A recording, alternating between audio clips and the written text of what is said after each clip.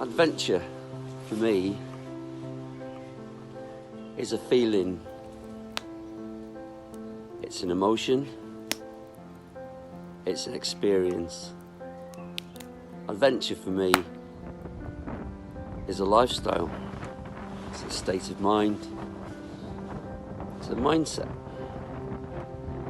Adventure, for me, is about joining up, being together, collaborating, being with others you enjoy being with.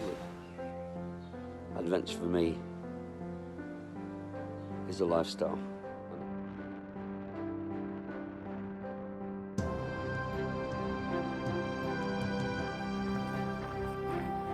So what is adventure? I think adventure can be anything. It doesn't have to be elitist. You don't have to sail around the world. You don't have to summit Everest or trek across America or cross the Antarctic. It doesn't even have to be outside. I think adventure really is kind of what you make of it. Start a new activity, give it a go, get out of your comfort zone a bit and enjoy the feeling it can give you.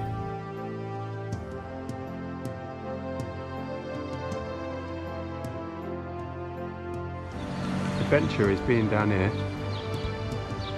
and looking up there, or being up here and looking down there. Adventure is going out without looking at the weather forecast before you go, and realising within 5 minutes that you've taken the wrong outfit and you're now in the rain.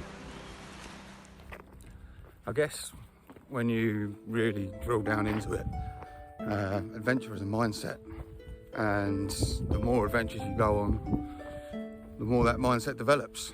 And if you can learn to approach life with that mindset, then anything's possible. I think it's massively important that people build their adventurous spirit. Emotionally, it helps you become stronger. It helps you access things in life that you wouldn't ordinarily access. I think to have an adventure, you just need to start something, care about something, take an interest in something. You just need to take a step outside of that comfort zone and give something a go. Being strong emotionally, enabling you to be able to push yourself,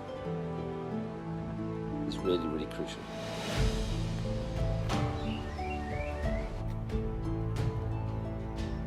Adventure makes me feel excited, makes me feel free,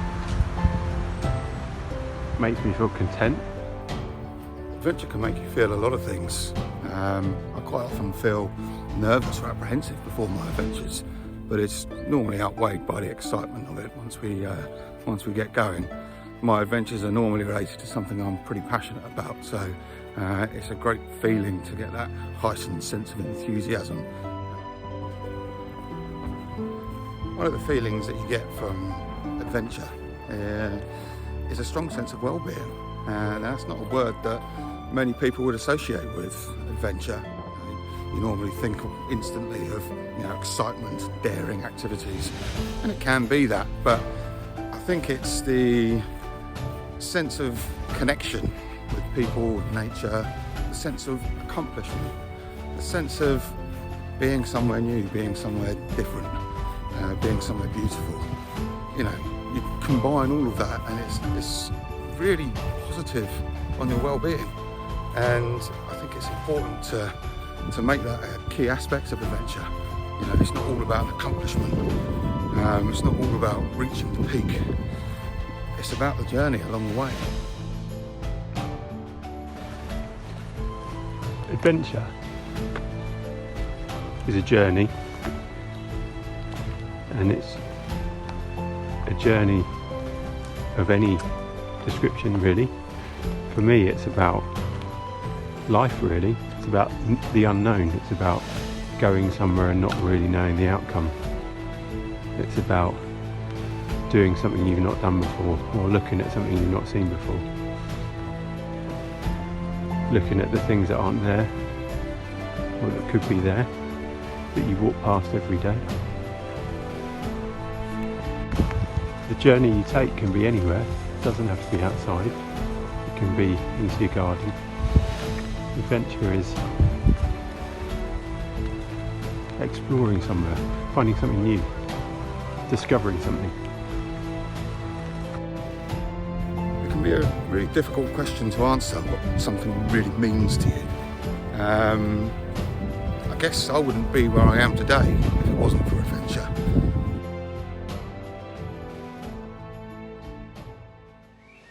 About 10 years ago, I set off on a bike ride, and over the course of the last 10 years, I've cycled round the coast of the UK. Now this is what I call my micro adventure, because I've not done it all in one go. I've done it in stages, but it's been an adventure nonetheless.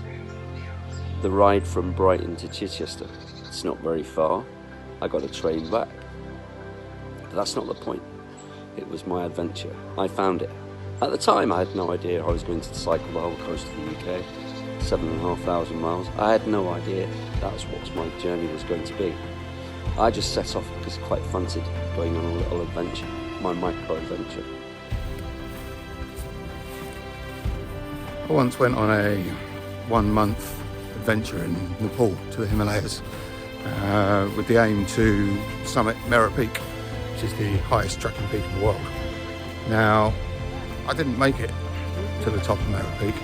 I got very close, just above base camp, but suffered with altitude sickness, really didn't feel very well at all, and really put my life in perspective. You know, do I want to put myself in any danger? I probably could have pushed myself to continue. It might have been all right. Was it worth the risk? And I laid in that tent at minus 15 degrees, throbbing headache, thinking, I don't need to summit this mountain. I'm on an adventure. I'm doing the adventure.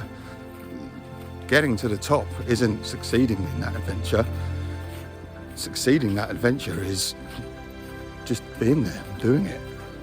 And I strongly believe that I learned more about adventure and more about myself by not summiting that mountain than if I'd completed it anyway, because it just would have been another tick on the box.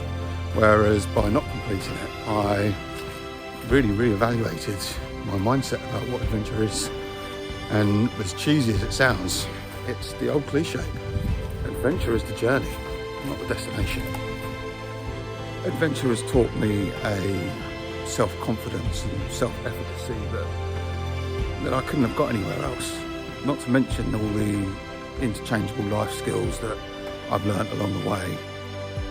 Adventure has taught me how to practice positive well-being and given me flexible thinking that I think I would have struggled with if it hadn't been for all the adventures that I'd been on.